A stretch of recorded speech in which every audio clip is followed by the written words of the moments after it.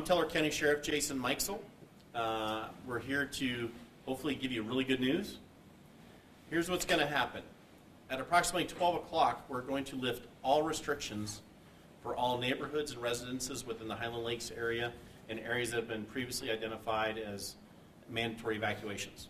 Now, that evacuation area will still have checkpoints set up. Those checkpoints are going to only allow residents into the area until 4 p.m. this afternoon. After 4 p.m., then all normal traffic can resume. The reason we want to let the people in that own the homes so that they can get all of their things set up before people start driving through their neighborhoods to look at the fire in the different areas.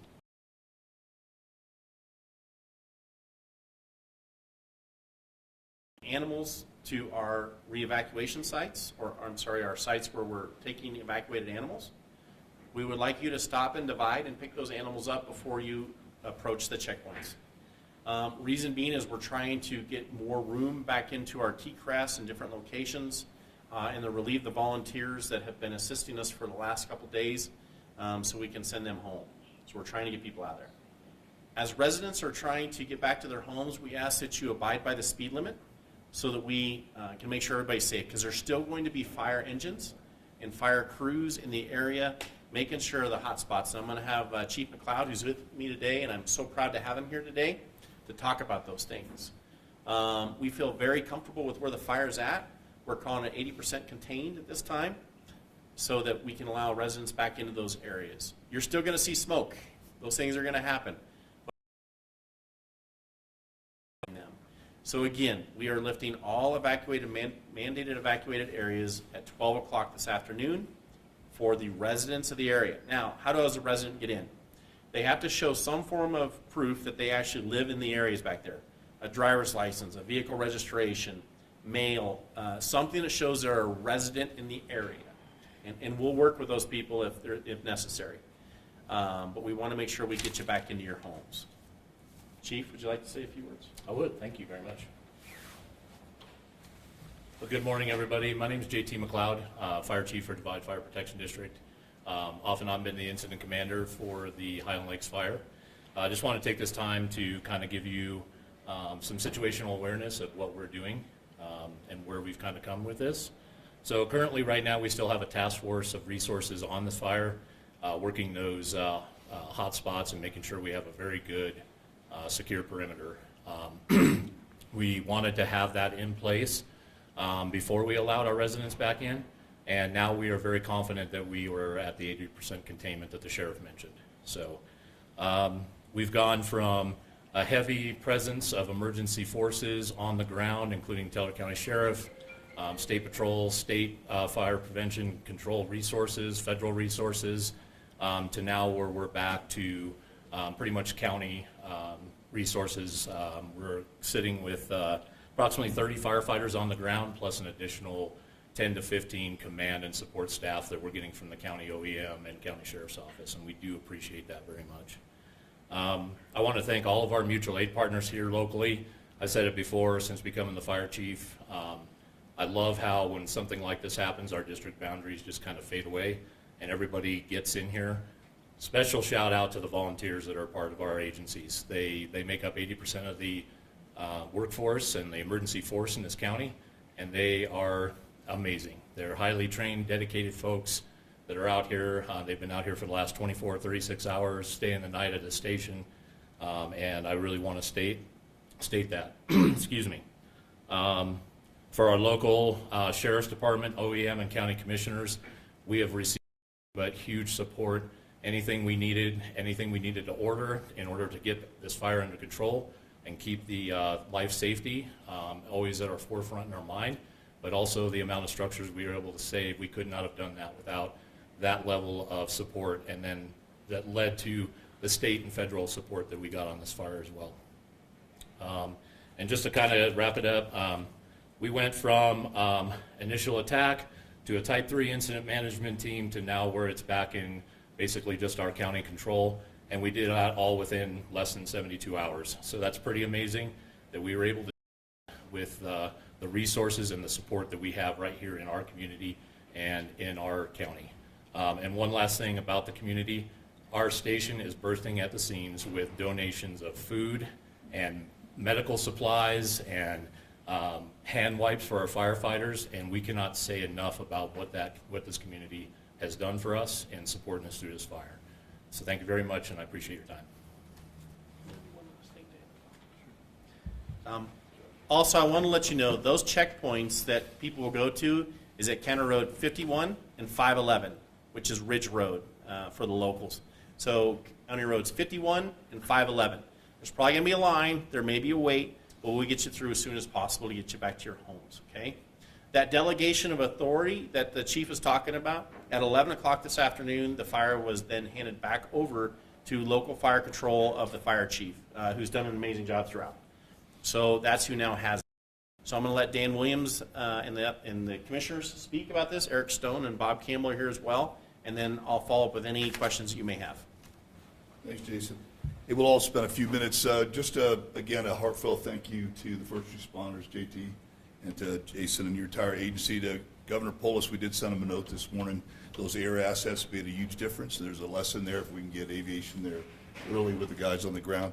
We remain in a stage 3 fire ban, so no barbecue grills, no celebratory cigars outside. It's going to be shocking for some people. We just toured the grounds again this morning, all 3 commissioners. In some cases, the burn is right up against your house, but your house doesn't even have blistered paint. We have mental health assets available. If people start getting nervous in that, you'll see a lot of these guys still out there. You know, county commissioners are responsible by statute for life, health, safety, and that's why we spend a lot of time out there. Public safety. It's eye-watering. You'll see us out there as some of the residents come back. We'll spend an hour or 2 out there just greeting some folks. But we just appreciate your forbearance, your patience, those that dropped off animals, those that slept in cars last night by choice. It was 10 degrees here this morning when we got down here. But just thanks for your cooperation. Again, I always say this as an old colonel, but mission failure is somebody getting hurt, rushing back in. So we're just going to take this one step at a time and get ready for the next one.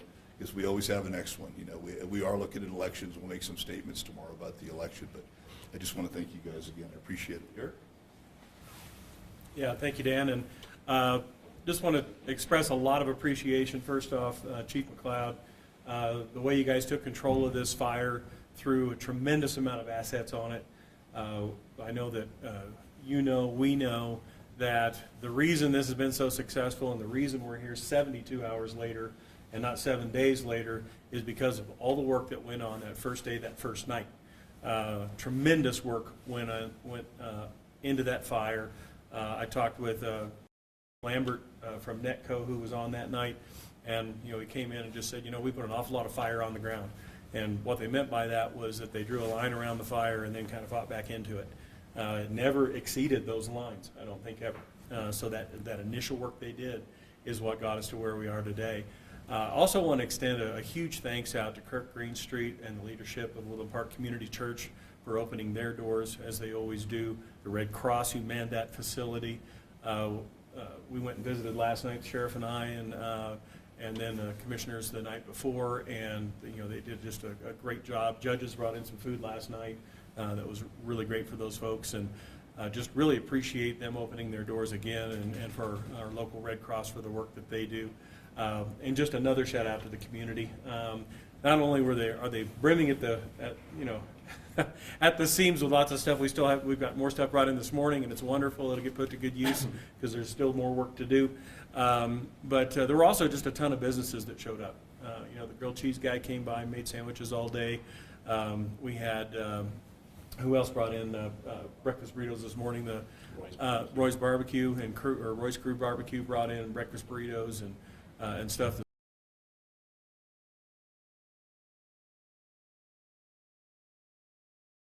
People, and these guys can stuff in their pockets and take out. So again, much appreciated, and job well done. Not completely done, but great job. Well, at the risk of being redundant with my fellow officials, I just want to say thank you for everybody. Between the first responders, all the firefighters, ambulance personnel, Red Cross, volunteers, county staff who've done a yeoman's amount of work. Thanks so much for all your work. I too get to go home because I've been evacuated for the last 3 days. So great job. Thank you, everybody. Appreciate it. All right, any questions that you have that I can answer for you?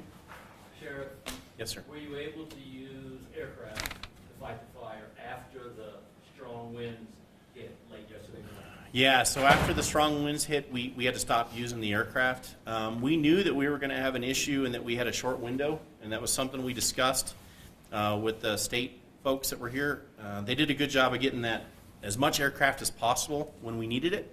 That morning we were able to fly in some seats, which are a smaller airdrop system, and they were able to hit the fire. The bucket drops did help also. We had the helicopters here. But as we all know, that wind started kind of really kicking up about 11 o'clock, noonish, I guess. So we had to stop all airs. So everything after that was manpower. That's boots on the ground, and that's hand crews cutting in lines and dozers and county road graders. That made a huge difference. And fires are really, the difference is made at the end to close it up with manpower. And that's where all those volunteers came in handy and really did a remarkable job. So, you know, aircraft is huge on getting that fire slowed down in the beginning, but it is thankful we had that. I know you emphasized yesterday that it was important to hit it with as many resources as possible early on before the winds came. Yep. So how long did you have aircraft up before you had to ground it? Did you start at night last night, or just after midnight, early morning hours? When exactly, and how long did you actually use aircraft? Yeah, so that aircraft was in probably about 7 in the morning is when they started really kicking off, because they have to fly during the day so they can actually see the areas. Until about right around 10:30ish, I would assume, somewhere around there, Chief. That's about where they hit. So, but even late last night until about midnight, we had dozer teams out with the road crews. So, you know, that aircraft makes a heck of a difference in the short amount of time. And really, that aggressiveness on this fire is why we're able to get everybody home. Because if it wasn't for throwing so many resources on a 90 or 166 acre fire, because that really is not a big fire, it just had so much potential. So that's why with the state's assistance and what their thoughts were and our thoughts were aligned, and we hit it with everything we could possibly muster. Any updates on the exact cause of the fire at this time? Well, it's still under investigation. We know it's a man-made type fire. I can't tell you whether yet that it's anything other than an accidental or criminal. We just don't know. We are investigating it as a criminal case. We have been in contact with the 4th Judicial District, Michael Allen, who's a good friend and a great district attorney, and he's assisting us with a special team to deal with those things, to look at the case and how it sits. I can't give you names or addresses yet, just because it's part of that initial case, but I can tell you we are looking.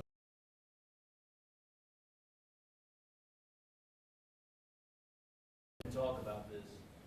There have been some people who have said this is the way all wildfires should be tackled. You should throw everything you can at it right at the beginning, and don't wait. Just like kind of stagger resources as the fire gets worse. Can you talk about how you were able to do it this time, and how well able you might be able to do this same approach for future fires? You know, Scott, I can tell you, I've been on a lot of fires, and I've been an incident commander for a lot of fires. We've worked the Hayman fire all the way through, multiple agencies, different types of things. The problem with fires is that this one, we were fortunate because there was a lot of resources in Colorado at the time, right? Because we didn't have other fires going. So we were able to put a lot of resources in. That's what makes a difference, is it's a lot easier to super aggressive on a fire if you have the resources and components. Yes, should every fire be treated the same? Absolutely. This fire was a little different because it happened right in the middle of a subdivision, so it had an immediate effect at threatening homes.